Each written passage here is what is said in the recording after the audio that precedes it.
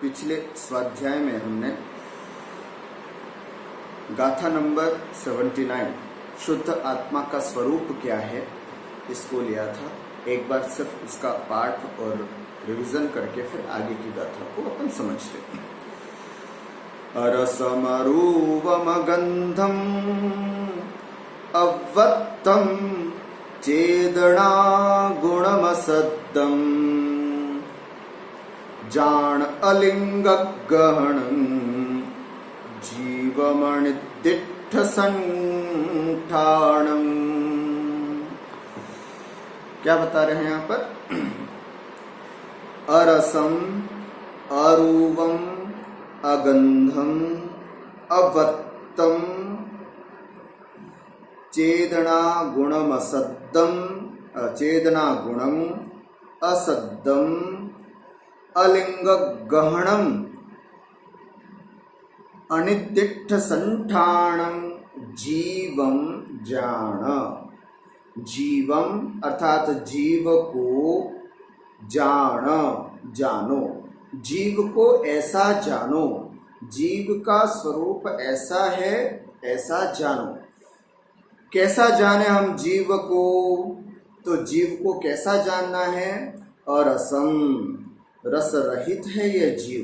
हमारा जीव का मतलब क्या? 6 द्रव्यों में एक जीव द्रव्य जो है वो ऐसा है ना। जीव द्रव्य का स्वरूप बता रहे हैं, या फिर ऐसा कहो शुद्ध निश्चय से मेरी आत्मा कैसी है, मेरी आत्मा का स्वरूप क्या है। मैंने पिछली कक्षा में बताया था कि यह मेरी आत्मा का शुद्ध स्वभाव कैसा है वह इस गाथा में बताया गया है। या फिर प्रकारांतर से हम ऐसा भी कह सकते हैं कि सिद्धों का स्वरूप कैसा है ना। सिद्धों का स्वरूप कैसा है, अथवा शुद्ध निश्चय से शुद्ध आत्मा का मेरा स्वभाव कैसा है वो इसमें बताया गया है। तो जीवम जान, जीव को ऐसा जानो। कैसा जानूं मैं जीव को? अरसम रस रहित है ना, अरूपम रूप रहित, अगंधम गंध रहित अर्थात किसी प्रकार के रस रूप गंध नहीं है, अवत्तम है ना, और किसी भी प्रकार का मतलब स्पर्श पे नहीं है। अवत्तम का मतलब यहाँ पर स्पर्श। अव्यक्तम, व्यक्त नहीं किया जा सकता, इसको किसी भी प्रकार से इंद्रियों के द्वारा जाना नहीं जा सकता। अवत्तम। उसके अलावा चेतना गुणम, और चेतना रूपी गुण से युक्त है, चैतन्य गुण से युक्त है, चैतन्य का धाम है, चेतना स्वरूप है। असत्यम, और शब्दों से रहित है, किसी भी प्रकार के शब्दों से नहीं जाना जा सकता या शब्दों से इसकी प्रतीति नहीं हो सकती है, शब्द रहित है। अलिंग गहणम, लिंग मन होता है पहचान, और किसी भी प्रकार के लिंग के द्वारा इसकी पहचान नहीं की जा सकती कि यह पुरुष है या स्त्री है या नपुंसक है। इस किसी भी प्रकार के चिन्ह के माध्यम से ये काला है या गोरा है ना, ये वस्त्रों सहित है, ये श्वेतांबर है या दिगंबर है, किसी भी प्रकार के लिंग से अर्थात चिन्ह से परिचायक नहीं है यह जीव। और अनिर्दिष्ट संठानम, और अनिर्दिष्ट संस्थान है, अर्थात किसी भी प्रकार का आकार, संस्थान माने आकार, अनिर्दिष्ट आकार है। अर्थात हम इसको ये नहीं कह सकते कि ये वज्र वृषभ नाराज मतलब वज्र वृषभ नाराज संस्थान वाला है अथवा समचतुरस्र संस्थान वाला है। क्या है? किसी भी प्रकार के आकार को हम इसमें बता नहीं सकते। ऐसे जीवम जान, जीव को ऐसा जान। अब आगे चलते हैं और इस जीव का स्वरूप किस तरह से बताया है। आत्मज्ञाता ही जिन शासन का ज्ञाता है, ये बात हम अगली कारिका में यहाँ समझते हैं। आइए गाथा नंबर 80। जोपस्सदीयपाणम् अबद्धपुट्ठम् अनन्नमविशेषम् अपदेशसुत्तमज्झम् पश्यदि जिणशासनम् सव्वम्। फिर से एक बार, जोपस्सदीयपाणम् अबद्धपुट्ठम् अनन्नमविशेषम् अपदेशसुत्तमज्झम् पश्यदि जिणशासनम् सव्वम्। क्या कह रहे हैं? जो अपाणम पश्यदि, जो शुद्धोपयोगी मुनिराज अपाणम अपने शुद्ध आत्मा को पश्यदि देखते हैं, है ना, अपनी आत्मा को जानते हैं, अपनी आत्मा का अनुभवन करते हैं, वह जिण सव्वम जिणशासनम पश्यदि, वो सभी जिनशासन को जानते हैं, है ना। जो अपाणम पश्यदि, जो ज्ञानी भव्य आत्मा आत्मा को पश्यदि, पश्यदि माने संस्कृत में पश्यति, पश्यति माने देखना, किंतु देखने का मतलब यहाँ पर जो अपनी आत्मा को अच्छी तरह से देखते हैं, अनुभवन करते हैं, है ना, और जानते हैं, वह सव्वम जिणशासनम पश्यदि, वो संपूर्ण जिनशासन को देखते हैं, जानते हैं और अनुभवन करते हैं। कैसे? अब बाकी सब क्या है? ये सब आत्मा के विशेषण हैं। जो आत्मा को देखते हैं, कैसी आत्मा को देखते हैं?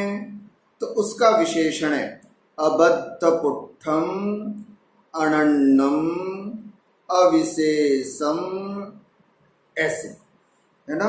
और अपदेशसुत्तमज्झम अपाणम की, है ना, कैसी आत्मा को देखते हैं? तो आत्मा का यह विशेषण दिया है। कैसी कैसी आत्मा को बताया है कि जो आत्मा को अबद्धपुट्ठम पश्यदि, जो आत्मा को अनन्नम अर्थात अनन्य रूप से जानता है, और जो आत्मा को अविशेषम अविशेष रूप से जानता है। देखा जाए तो यह गाथा जो है वो समय सारजी से ली है, और समय सारजी में 17 नंबर की गाथा थी, और जस्ट इसके पहले वाली गाथा अपन ने पढ़ी है ना, 16 नंबर की गाथा भी अपन ने पढ़ी है। वो अपन यहाँ कुंद का कुंदन में देखना चाहें तो मैं समझता हूँ गाथा नंबर 51, है ना, गाथा नंबर 51 में इसको अपन ने पढ़ा था। उसमें शुद्ध नय से आत्मा कैसी है वो बात बताई गई थी। क्या बताया था उसमें? आत्मा के कितने विशेषण बताए थे? जो अपाणम अबद्धपुट्ठम अनन्नयम नियदम अविशेषम असंयुक्तम, ऐसे 5 विशेषण बताए थे। यहाँ जब हम इस गाथा का अर्थ करेंगे तो यहाँ पर भी वे पूरे 5 विशेषण यहाँ लेने हैं। यद्यपि यहाँ आचार्य ने अबद्धपुट्ठम अनन्नम अविशेषम 3 ही विशेषण दिए हैं, लेकिन हम जब गाथा का अर्थ करेंगे तो इन सभी को भी साथ में ग्रहण करेंगे, क्योंकि जब गाथा का अर्थ किया जाता है तो जो गाथा में लिखा है वो तो अर्थ किया ही गया, साथ में जो अध्याहार पूर्व की गाथाओं से जो भाव आ रहा है वो भाव भी हमको यहाँ पर ग्रहण करना होता है। तो यहाँ पर अबद्धपुट्ठम अनन्नयम अनन्नम अविशेषम, यद्यपि 3 ही दिए हैं, लेकिन हम इसके साथ साथ और भी विशेषण कौन कौन से? तो कहते हैं नियदम और असंयुक्तम, इन 2 विशेषणों को और ले लेंगे। तो हम कैसे करेंगे? जो अपाणम, अबद्धपुट्ठम, अनन्नम, अविशेषम, नियदम और असंयुक्तम पश्यति। जो आत्मा को अबद्धपुट्ठम, बंध से रहित, और अपुट्ठम माने स्पर्श से भी रहित, अनन्नम अन्यता से रहित अर्थात भिन्न भिन्न रूप में नहीं, अविशेषम किसी भी प्रकार की विशेषता लिए हुए नहीं, और नियदम नियत रूप से, असंयुक्तम और संयोग से भी रहित, अपाणम पश्यति अपनी आत्मा को देखता है, वह सत्वम अपदेश सुत्त मज्जम जिणशासनम पश्यति। वह सभी प्रकार के अर्थात पूरे जिन शासन को अपदेश, अपदेश का मतलब यहाँ पर द्रव्य श्रुत लेंगे, द्रव्य श्रुत, और सुत्त का मतलब होता है भावश्रुत। ऐसे द्रव्य श्रुत और भावश्रुत सहित संपूर्ण जिन शासनम पश्यति, संपूर्ण जिन शासन को देखता है। कहने का भाव, जो भव्य जीव ज्ञानी आत्मा शुद्धोपयोग में लीन हो करके अपनी इन विशेषणों से युक्त अपनी आत्मा को देखता है, वह ज्ञानी जीव है ना, जिन शासन को भी द्रव्यश्रुत और भावश्रुत रूप समस्त द्वादशांग को भी देखता है और जानता है, उसका अनुभवन करता है। ठीक है, अर्थात यहाँ पर द्रव्यश्रुत और भावश्रुत कहाँ से लेंगे, तो कहते हैं अपदेश सुत्त मध्यम। अपदेश, अपदेश का मतलब होता है यहाँ पर अपदिश्यते अर्थो येन सह अपदेश, है ना। अपदिश्यते, कथ्यते, भाष्यते, निरूप्यते, अर्थो अर्थ जहां जिसके माध्यम से, सह अपदेश किसके माध्यम से अर्थ कहा जाता है, निरूपण किया जाता है, शब्द के माध्यम से। तो ऐसे शब्द रूप जो होता है जिन शासन, उसको बोलते हैं द्रव्य श्रुत। और सूत्र का मतलब यहाँ पर भावश्रुत। ऐसे द्रव्य श्रुत और भावश्रुत, भावश्रुत का मतलब ज्ञानात्मक जो भावश्रुत है। अपन ने दो तरह के श्रुत पढ़े थे, एक तो द्रव्य श्रुत, द्रव्य श्रुत में समस्त शब्द, शब्दों के रूप में लिखित जो भी द्वादशांग है उन सब का ग्रहण होता है। और भावश्रुत का मतलब है उन संपूर्ण द्वादशांग के ज्ञान को आत्मा में जानना, आत्मा में उसका अनुभवन करना, ये भावश्रुत कहलाता है। तो ऐसे द्रव्यश्रुत और भावश्रुत स्वरूप सवम जिन शासनम पश्यति, वो संपूर्ण जिन शासन को देखता है।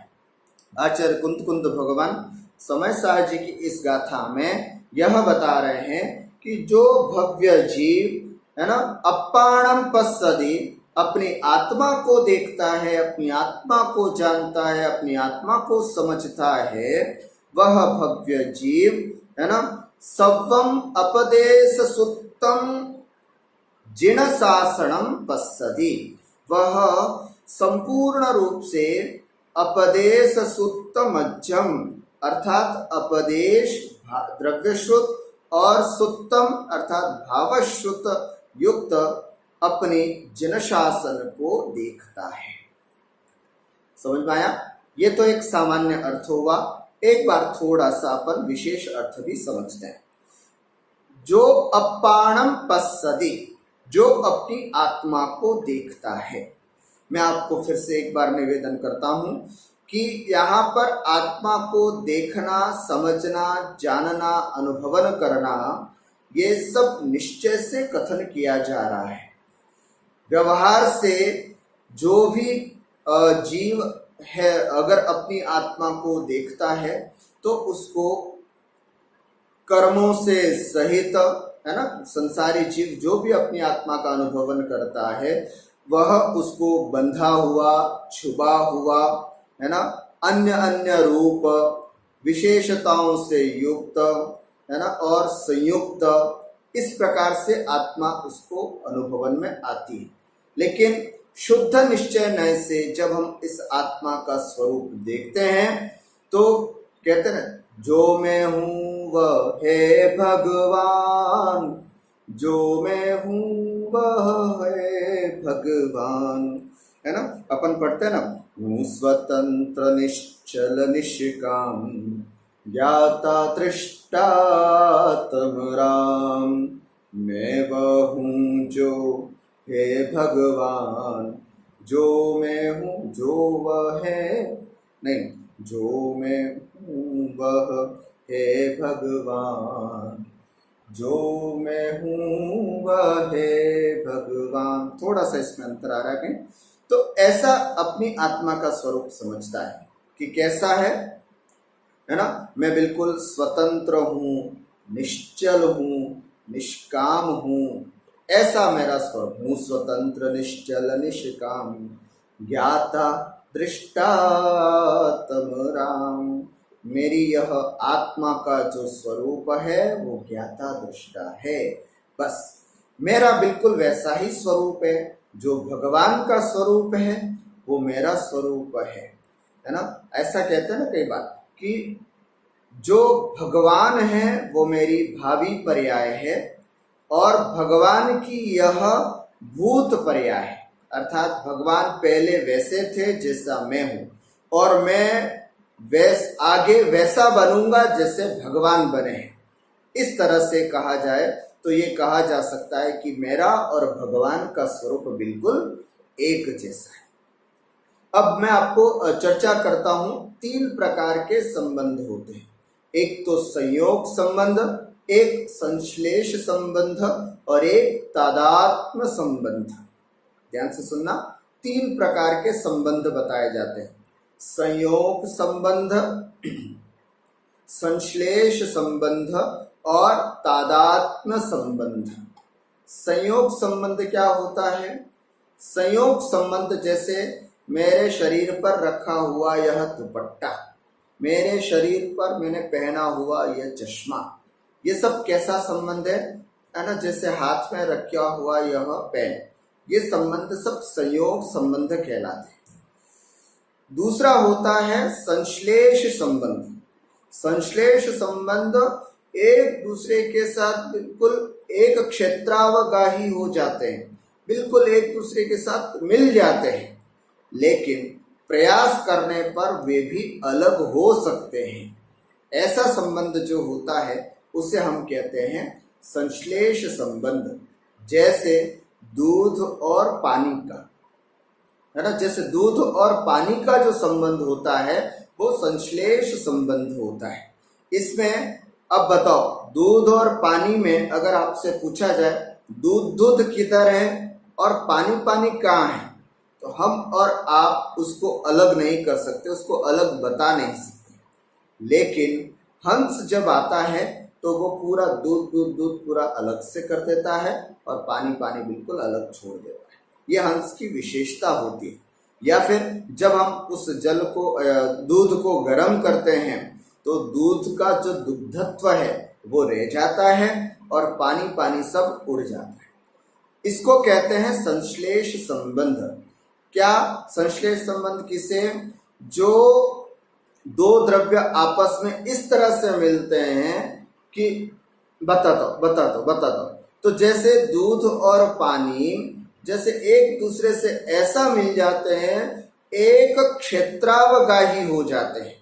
एक क्षेत्रावगाही का मतलब इसी प्रदेश पर दूध भी है, इसी प्रदेश पर उस जल का कण भी है। तो किंतु अंतर क्या है इसमें? इनको अलग किया जा सकता है। ठीक कैसे? वैसे ही आत्मा का, है ना, आत्मा और कर्मों का जो संबंध है वो संश्लेष संबंध है ना।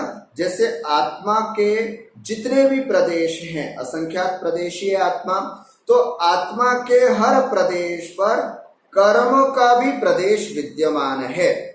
ऐसा विद्यमान है जैसे दूध और पानी, जैसे दूध और पानी बिल्कुल एक क्षेत्रावगाही होता है, वैसे हर आत्मा के प्रदेश पर कर्मों के प्रदेश हैं। ज्ञानावरणीय, दर्शनावरणीय, वेदनीय, मोहनीय, आयु आदि जितने भी कर्म हैं उस हर आत्मा के प्रदेश पर बंधित हैं।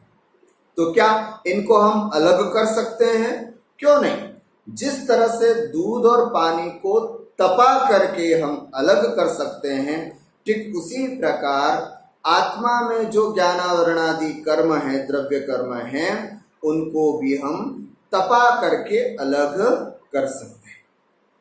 उसी प्रकार एक जैसे पहले संयोग संबंध बताया, तो जैसे है ना, जैसे मेरे शरीर पर रखा हुआ यह दुपट्टा अलग किया जा सकता है, जैसे चश्मा अलग किया जा सकता है, ये सब 9 कर्म समझना। मैं 3 कर्मों की बात बता रहा हूं आपको, द्रव्य कर्म, भाव कर्म और 9 कर्म। तो जो संयोग संबंध है ना, जैसे इस हाथ पर रखा हुआ पेन, इस शरीर पर रखा हुआ दुपट्टा, वैसे ही हमारी आत्मा के साथ 9 कर्मों का संबंध है। 9 कर्म का मतलब क्या? 9 कर्म का मतलब है जैसे जितने भी ये बाह्य वस्तुएं दिख रही, हमको बाह्य पदार्थ दिख रहे हैं, वे सब 9 कर्म हैं। शरीर हुआ, है ना, या फिर परिवार हुआ, पुत्र आदि हुआ, मकान हुआ, है ना, घर के सामान हुए, गाड़ी घोड़ा हुआ, इन सब के साथ मेरा संबंध कैसा? इन सब के साथ मेरा संबंध केवल संयोग संबंध है। कैसा संबंध है मेरा? संयोग संबंध है। उसके बाद द्रव्य कर्मों के साथ मेरा संबंध कैसा है ना, द्रव्य कर्म और भाव कर्म, इन कर्मों के साथ मेरा संबंध कैसा? इन कर्मों के साथ मेरा संबंध जो है वो संश्लेष संबंध है। कैसा संबंध है? संश्लेष संबंध जानना चाहिए। और एक आता है तादात्म्य संबंध। तादात्म्य संबंध ऐसा होता है जिस संबंध को कभी भी किसी भी प्रकार से अलग नहीं किया जा सकता, है ना, उस संबंध को उससे अलग नहीं किया जा सकता। जैसे अग्नि का, है ना, जैसे आग का उष्णता के साथ संबंध, जैसे जल का शीतलता के साथ संबंध, जैसे आत्मा का ज्ञान दर्शन गुण का जो संबंध है ना, अर्थात गुण गुणी का जो संबंध होता है वो तादात्म्य संबंध होता है। तादात्म्य संबंध कभी भी उस वस्तु से अलग नहीं किया जा सकता। अब हमारा जीव का तादात्म्य संबंध किसके साथ है? इस जीव का तादात्म्य संबंध ज्ञान दर्शन आदि गुण जो बताए हैं, अनंत दर्शन, अनंत ज्ञान, अनंत सुख, अनंत वीर्य इत्यादि जो गुण हैं इस आत्मा के, वो आत्मा के गुणों का और आत्मा का जो संबंध है वो तादात्म्य संबंध है। इसको हम कभी भी अलग नहीं कर सकते। बात समझ में आई आपको? देखिएगा, ऐसा भी कह सकते हैं या फिर ऐसा कह सकते हैं कि हम अभी मनुष्य पर्याय में हैं। मनुष्य पर्याय में अगर जब हम इस शरीर को छोड़ करके अन्य पर्याय प्राप्त करेंगे तो जो जो चीज हमारी छूट रही है वो सब संयोग संबंध था। मैं इस मनुष्य पर्याय को छोड़ करके जब अन्य पर्याय को धारण करूंगा तो जो जो चीज मेरी छूट जाएगी यहां से वो सब संयोग संबंध है। वो सब क्या है? संयोग संबंध है। और जब तक मैं संसार में हूं और वो जो कर्म लगे हुए हैं, द्रव्य कर्म और भाव कर्म, वो मेरे साथ, जब तक मैं संसार में हूं तब तक मेरे साथ लगे हुए हैं, वे सब संश्लेष संबंध वाले द्रव्य कर्म और भाव कर्म हैं। और उसके बाद मैं तपस्या करके मोक्ष को प्राप्त कर जाऊं तब भी जो मेरे साथ न छूटे वो कहलाता है तादात्म्य संबंध। सीधी सी बात है, ऐसे समझ में जल्दी से आए, है ना, उसको हम कहेंगे तादात्म्य संबंध। अब आचार्य क्या कहते हैं? आचार्य कहते हैं कि हमें उन संबंधों को या उन वस्तुओं को ज्यादा ध्यान देना चाहिए जो कभी भी नष्ट न हो, हमेशा हमारे साथ रहे। उस पर हमें ज्यादा काम करना चाहिए। जो कुछ समय के लिए हमारे साथ रहे उस पर हमें ज्यादा ध्यान नहीं देना चाहिए, है ना। तो हमें सबसे ज्यादा किस पर ध्यान देना चाहिए? फिर हमें जो मेरे साथ तादात्म्य संबंध के रूप में है उसको शुद्धता के रूप में लाऊं, ये मेरा प्रयास होना चाहिए कि मैं किस तरह से अपनी आत्मा को शुद्ध करूं। मेरी आत्मा का स्वरूप है अनंत दर्शन, अनंत ज्ञान, अनंत वीर, ये मेरे आत्मा का स्वरूप है। तो मेरा क्या कोशिश होना चाहिए कि मैं जल्दी से जल्दी अपनी आत्मा को शुद्ध करूं। यह अशुद्ध अवस्था है। जब मैं अनंत दर्शन, अनंत ज्ञान, इस गुणों से युक्त हूं तो फिर मेरे अंदर ये गुण क्यों मौजूद नहीं हो रहे हैं? इसलिए मौजूद नहीं हो रहे क्योंकि कर्मों का आवरण है, भयंकर कर्मों का आवरण है। ज्ञानावरणी कर्म का आवरण मुझे अनंत ज्ञान का अनुभवन नहीं करने दे रहा है। दर्शनावरणी कर्म का आवरण मुझे अनंत दर्शन का अनुभव नहीं करने दे रहा है। इस तरह से कर्मों का आवरण ऐसा जबरदस्त लगा हुआ है कि मैं अपने उस जो तादात्म्य गुण है, मेरे अपने आत्मा के जो गुण हैं, उस पर मैं काम नहीं कर पा रहा। अब हम देखें, हमारा सर्वाधिक 24 घंटे में सबसे ज्यादा समय हम किसको दे रहे हैं? उसको दे रहे हैं जो संयोग संबंध है ना, जो छूटना है, जो कभी भी इस पर्याय से भी आगे नहीं जाना है। इस पर्याय से भी हम अगली पर्याय तक भी जिसको साथ नहीं ले जा सकते, उसके पीछे दिन रात काम चल रहा है हमारा। क्या क्या चीजें? ऐसा है हमारा शरीर, ऐसा है हमारा मकान, ऐसा है हमारा पुत्र पुत्री, पत्नी पति, परिवार आदि सब। इसके पीछे हमारा घर है ना, घर आदि जितना भी ये संयोग संबंध है, सब संयोग संबंध, सब नौकर। हम पूरा समय इसके पीछे लगाते हैं जिसका इस आत्मा के साथ कोई संबंध नहीं, जिसका इस आत्मा के साथ कोई लेना देना नहीं। ये शरीर छूटा कि सब कुछ यहीं की यहीं ध्यान है। व्यक्ति मकान बनाता है, व्यक्ति परिवार जोड़ता है, व्यक्ति शरीर को सजने और संवारने में पूरा समय ऐसा लगा देता है कि अपने आत्मिक गुणों के विकास के प्रति वह बिल्कुल चिंतन नहीं करता है। महानुभाव, ये तीनों संबंध समझाने के पीछे मेरा यही विजन था कि इन तीनों संबंधों को समझने के बाद मेरा अर्थात आत्मा का सबसे ज्यादा संबंधित व्यक्ति कौन है? तो वह है मेरे अपने गुण। मुझे उन गुणों को निखारने के प्रति ज्यादा प्रयास करना चाहिए, उसी के प्रति मेरा प्रयास हो, ऐसा विचार हम सबको होना चाहिए। अब हम देखते हैं यहाँ पर अबद्ध, यहाँ पर लिखा ना कि मैं कैसा हूं। तो सबसे पहले अपनी आत्मा को यह जीव कैसा देखता है? जो पश्यति अपाणम, जो आत्मा को ऐसा जानता है। कैसा? अबद्ध पुट्ठम, है ना, अबद्ध पुट्ठम। यहाँ पर दो चीजें हैं। अबद्ध अर्थात बद्ध से, बद्धता से रहित, अर्थात जो आत्मा जितने भी कर्म बंध हैं, है ना, उन कर्म बंधों से, द्रव्य कर्म और भाव कर्म, इन समस्त प्रकार के कर्म बंधों से मैं रहित हूं, ऐसा विचार करता है यह ज्ञानी जीव। अबद्धम, अबद्धम का मतलब यहाँ पर कौन सा संबंध लेना है? अबद्धम का मतलब कौन सा संबंध लेना है? अबद्धम का मतलब यहाँ पर हमको संश्लेष संबंध लेना है। मेरे, है ना, कर्म, द्रव्य कर्म, भाव कर्म आदि जो हैं वो संश्लेष संबंध से युक्त हैं। मैं उन संश्लेष संबंधों से अबद्ध हूं, ऐसा विचार करना। उस संश्लेष संबंध से अबद्ध हूं, संश्लेष संबंध, है ना, तो ऐसा अबद्धम।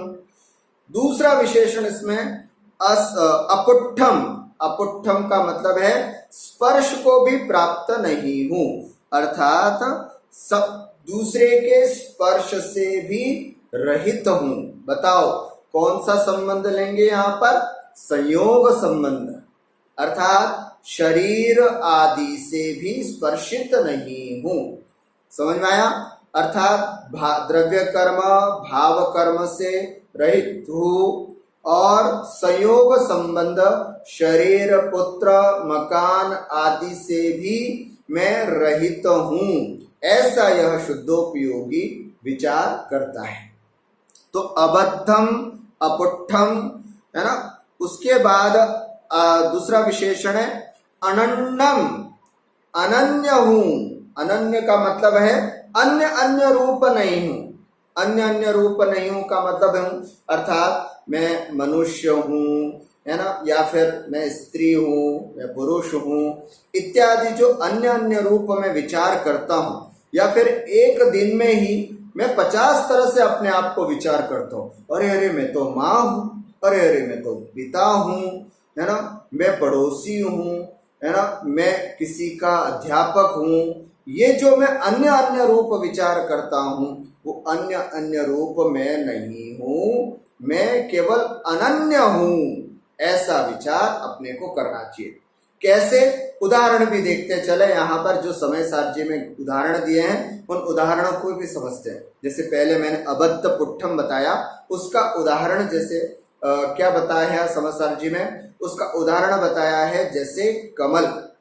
जैसे पानी में हम देखना ध्यान से, दूर से देखते हैं तो कमल कहाँ है? ओहो कमल तो बिल्कुल पानी में है, ओहो पानी में है। फिर जैसे जैसे हम उसके निकट पहुंचते हैं तो दिखता है वो पानी तो नीचे है, कमल तो बिल्कुल अबद्ध पुट्ठम है, अबद्ध पुट्ठम। उसी प्रकार जब इस आत्मा को देखा जाए, है ना, जब हम बाहरी रूप से देखें, दूर दूर से इस आत्मा को देखें तो ऐसा लगता है ये तो संसारी है, ये तो कर्मों से युक्त है, इस तरह से हम आत्मा को देखते हैं। पर जैसे जैसे हम इस आत्मा के निकट पहुंचते हैं पहुंचते हैं पहुंचते हैं, ओहो ये तो कर्म बिल्कुल भिन्न है ना, द्रव्य कर्म भाव कर्म, और ये शरीर भी मैं नहीं हूं, ओहो मेरा स्वरूप तो बिल्कुल भिन्न है।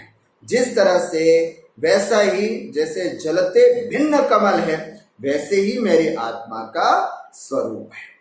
उसके बाद यहाँ पर अनन्यम का बताया ना, अनन्य रूपों न अन्य इति अनन्य, अर्थात मेरी आत्मा का स्वरूप अनन्य है। अनन्य कैसे? समय सारजी में इसमें उदाहरण दिए हैं, जैसे दृष्टांत दिया है। कैसे अनन्य? तो जैसे स्टील का बर्तन है मान लीजिए, है ना, मिट्टी के ज्यादा मैं नहीं बोलूंगा क्योंकि मिट्टी के बर्तन हम यूज में ही नहीं लाते, तो फिर हम कैसे समझे। तो जैसे किचन में हम जाते हैं तो हमें अलग अलग दिखता है, ये तो थाली है, ये कटोरी है, ये चम्मच है, ये भगोनी है ना, ये मतलब तसला है इत्यादि। अलग अलग रूप से हमने जब किचन में गए तो हमें अलग अलग रूप से सबकी अनुभूति हुई, और सबको अच्छी तरह से बहुत निकटता से दूसरी दृष्टि से देखा, अरे ये तो सब स्टील है ना, ये तो सब एसएस के बर्तन है, स्टील के बर्तन है, ऐसा हमको पता चलता है। ठीक उसी प्रकार जब मैंने अपनी आत्मा को, है ना, अर्थात दूर रह करके व्यवहार नय से देखा, तो व्यवहार नय से कहता, व्यवहार नय कहता तू तो पिता भी है, तू तो किसी का पुत्र भी है, तू किसी की माँ भी है, तू किसी की बेटी भी है, ऐसे अन्य अन्य रूप अपने आप को ढूंढा, देखा, समझा। लेकिन जैसे ही मैं अपनी आत्मा के निकट पहुंचा, निश्चय नय का आश्रय लिया, तो पता चला ओहो न अन्य अनन्य अहम, मैं तो अनन्य स्वरूपी हूं, अनन्य हूं। इस तरह का ज्ञान मुझे हुआ।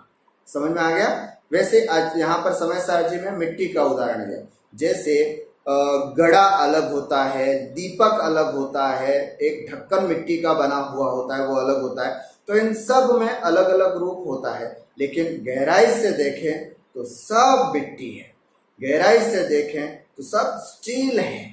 दिखने में अलग अलग बर्तन होते, अन्य रूप है, लेकिन गहराई से देखें तो सब एक है। इसी को कहते हैं अनन्यम, अर्थात अनन्य रूप हैं।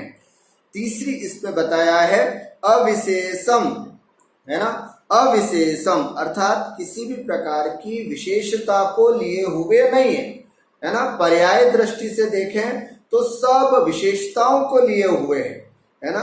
जैसे उदाहरण दिया है कि ये तो कड़ा है, ये तो हार है, ऐसी अलग अलग विशेषताओं को लिए हुए हैं। लेकिन निश्चय से देखें तो ये तो सोना है। उसी प्रकार है ना, यहाँ पर भी वही किसी भी प्रकार की विशेषता को लेकर के नहीं, एक सामान्य दृष्टि की अपेक्षा से देखें तो मैं तो केवल शुद्ध चैतन्य स्वरूपी आत्मा हूँ, किसी भी प्रकार की विशेषता मेरे अंदर नहीं है। ये बात समझना। यहाँ पर विशेषता का मतलब क्या? विशेषता का मतलब पर्याय दृष्टि से आने वाली विशेषताएं। पर्याय दृष्टि से आने वाली विशेषताओं का मतलब क्या? जैसे ये काला है, जैसे ये गोरा है, अरे ये तो ठिंगना है, ये तो लंबा है।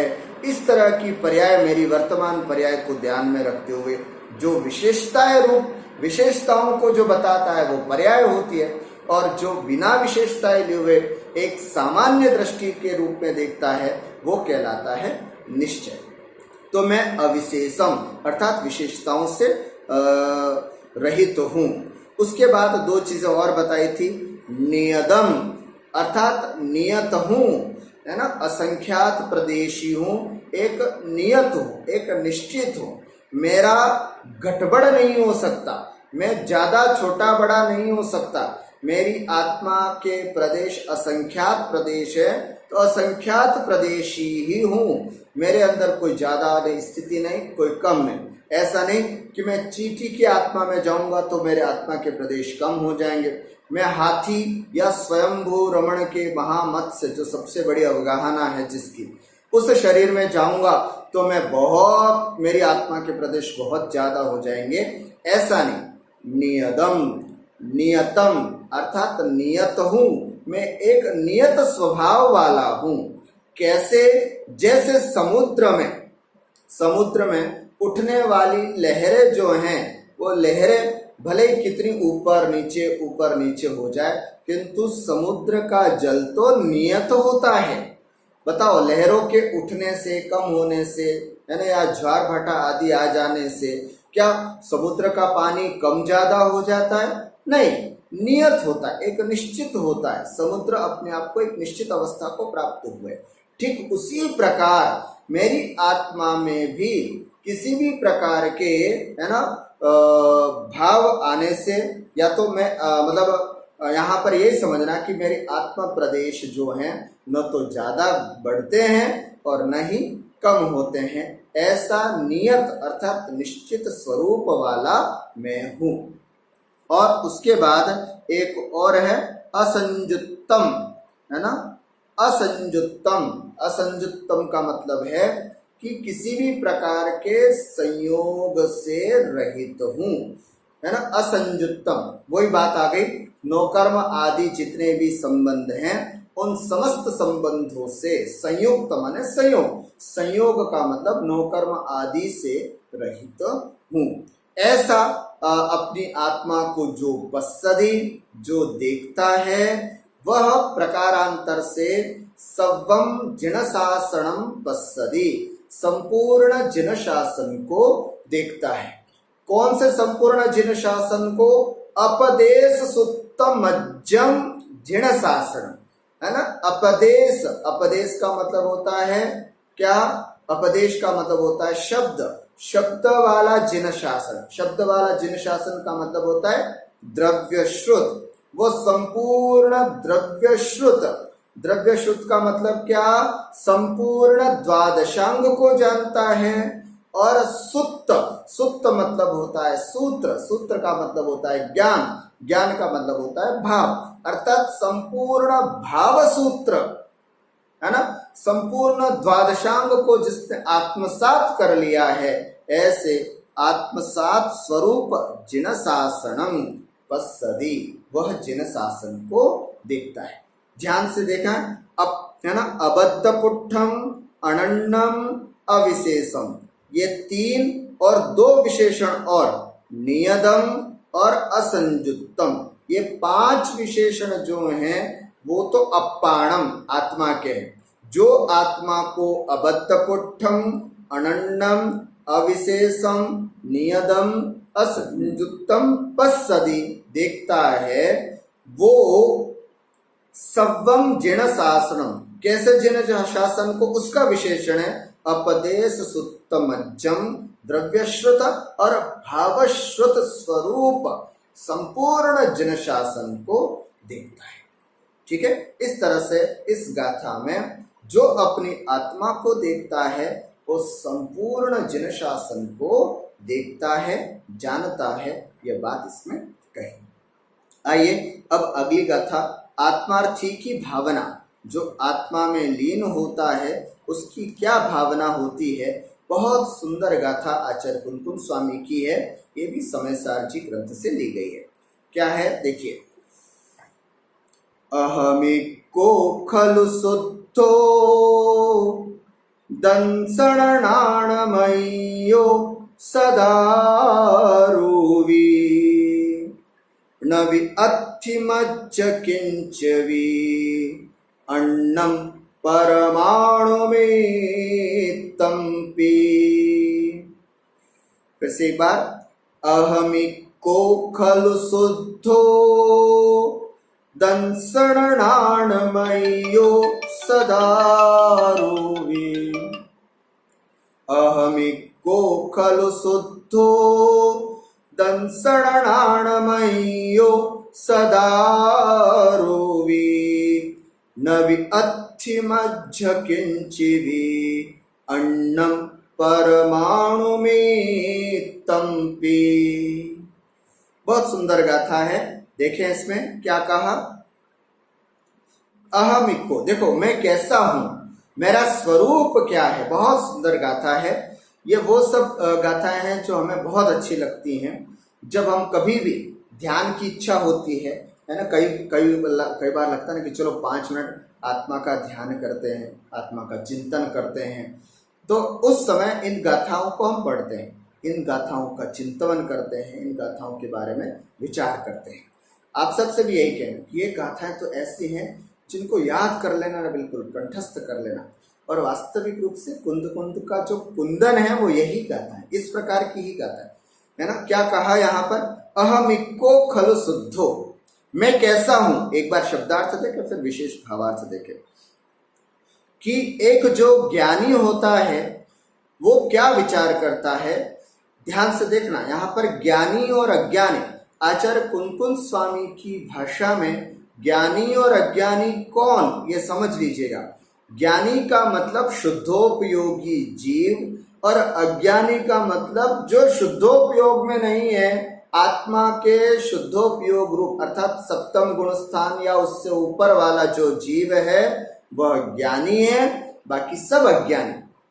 ध्यान से समझना, हम सब कौन हैं, सब अज्ञानी हैं। केवल आचार्य कुंकुम स्वामी उन्हीं को ज्ञानी कहते हैं जो बिल्कुल आंख बंद करके, है ना, और शुद्धोपयोग में लीन है, ऐसे मुनिराजों को ही वो ज्ञानी कहते हैं। और वैसे पूरा यह समय सार जी प्रायः करके मुनिराजों को ही संबोधित करते हुए कहा है। तो क्या कहते हैं, ऐसे मुनिराज क्या विचार करते हैं जब अपनी आत्मा में लीन होते हैं, क्या विचार करते हैं कि मैं कैसा हूं। तो सबसे पहला अहम, अहम माने होता है मैं, संस्कृत में भी होता है अहम और प्राकृत में भी होता है अहम, मैं कैसा हूं। इक्को, इक्को माने एक, मैं एक हूं। अहम इक्को अर्थात मैं एक हूं। खलु, खलु माने निश्चय से। शुद्धो, शुद्ध हूं, है ना, मैं एक हूं, मैं शुद्ध हूं। दंसण नाणमयो, दर्शन और ज्ञानमय हूं, दर्शन ज्ञान स्वरूपी हूं। और सदारूवी, यहां संधि विच्छेद करेंगे तो 2 शब्द निकल कर आएंगे, सदा अरूवी, है ना, हमेशा अरूपी हूं, है ना। वर्तमान में भले ही रूपी हूं, संसार अवस्था में हूं तो रूपी हूं, लेकिन मैं शुद्ध स्वरूप से देखूं अपने आप को तो मैं कैसा हूं, सदा अरूपी, हमेशा अरूपी हूं। है ना, अरूपी, सदा अरूपी हूं। और किंचिवी अन्नम परमाणु मित्तमपि मज्जम नवियथी, है ना, किंचिवी, थोड़ा मात्र भी, अन्नम, है ना, कोई भी अन्न, अन्य माने पर पदार्थ जो है वो, परमाणु मित्तम पी, परमाणु मात्र भी, मध्यम, मेरा नथी, नहीं है। जी हाँ, 81 नंबर की गाथा है ना। क्या कह रहे हैं, मैं कैसा हूं, बहुत सुंदर, एक बार फिर से भाव देखें। एक ज्ञानी जीव जब शुद्धोपयोग में लीन होता है तो क्या विचार करता है अपनी आत्मा के विषय में, क्या चिंतन करता है कि मैं कैसा हूं, तो मैं एक हूं, है ना, मैं निश्चय नय से बिल्कुल शुद्ध हूं, दर्शन ज्ञान स्वरूपी हूं, सदा अरूपी हूं, कोई भी पर द्रव्य जो है उसका परमाणु मात्र भी मेरा नहीं है ना। कितना सुंदर भाव। कोई आपसे पूछे भाई साहब कि आप लोग कितने हैं, तो आपका क्या जवाब होता है, सब हम लोग 4 भाई बहन हैं, हम 4 भाई बहन हैं, है ना। या फिर आप लोग कितने हैं, हम 2 भाई हैं। हमेशा ऐसा जवाब आता है, क्योंकि तब हम संसार की अवस्था में या व्यवहार रूप से हम उत्तर देते हैं। किंतु निश्चय से आपसे पूछा जाए कि आप लोग कितने हैं, तो आपका क्या जवाब आना चाहिए, अहम इक्को, मैं इकलौता हूं। इकलौता का मतलब यहाँ वो अर्थ मत लेना कि मैं मेरे पिताजी का अकेला बेटा हूं, नहीं, मैं सगा, मेरा जुड़वा भाई भी मेरे साथ क्यों ना हो, लेकिन वो मेरे स्वरूप नहीं है, वो भिन्न अपने कर्मों की स्थिति लेकर के आया है, मैं भिन्न अपने कर्मों की स्थिति लेकर के आया। मैं इक्को अर्थात अकेला हूं। आप अकेला अवतरे मरे अकेला हो, यूं कब हूं इस जीव को साथी सगान को। वो वाला है ना दोहा याद कर लीजिएगा, आपको समझ में आ जाएगा। एकत्व भावना वाला विचार करना है ना। तो यहाँ पर इक्को, अहम इक्को, मैं एक हूं, एक स्वरूप हूं, एक स्वभाव वाला हूं, अहम इक्को। खलु शुद्धो, निश्चय से बिल्कुल शुद्ध हूं, निश्चय से न तो द्रव्य कर्म मेरे हैं, न भाव कर्म मेरे हैं, न नो कर्म मेरे हैं। ये मैं न द्रव्य कर्म रूप हूं, न भाव कर्म रूप हूं, न नो कर्म रूप हूं। कई बार शरीर को ध्यान में रखते हुए बार बार कहते हैं कि मैं शरीर हूं, ये मैं हूं। दरवाजे में अंगुली आ जाती है तो अरे मेरी अंगुली आ गई, तो देख नहीं रहा है, मैं सामने खड़ा हूं, अरे तेरा तो स्वरूप ही नहीं है, तू कहां से दिखेगा, है ना। ऐसा विचार अपने को करना चाहिए। तो यहाँ पर खलु शुद्धो अर्थात निश्चय से मैं शुद्ध हूं, क्योंकि अशुद्धता कहां से आती है मेरे में, अशुद्धता आती है कर्मों से। तो इसलिए न द्रव्य कर्म रूप हूं, न भाव कर्म रूप हूं, और न ही नौकर्म रूप हूं। ऐसा अहम खलु शुद्ध, अहम सबके साथ लगेगा, अहम इक्कः, अहम शुद्ध, मैं शुद्ध हूं, है ना। यहाँ शुद्धता इस अपेक्षा से कही है कि अशुद्धता मेरे अंदर नहीं। अशुद्धता का मतलब द्रव्य कर्म, भाव कर्म और नो कर्म रूप अशुद्धता मेरे में नहीं है, इसलिए मैं शुद्ध हूं।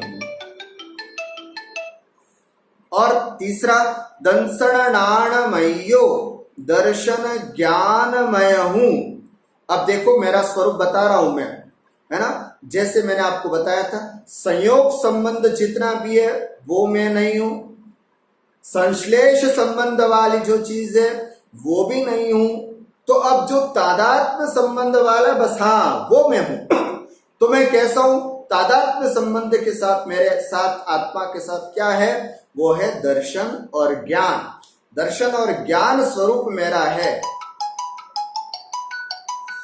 ना। तो दर्शन और ज्ञान स्वरूपी मैं हूं, इसलिए यहां पर कहा है दंसणाणमयो, दर्शन और ज्ञान स्वरूपी मैं हूं।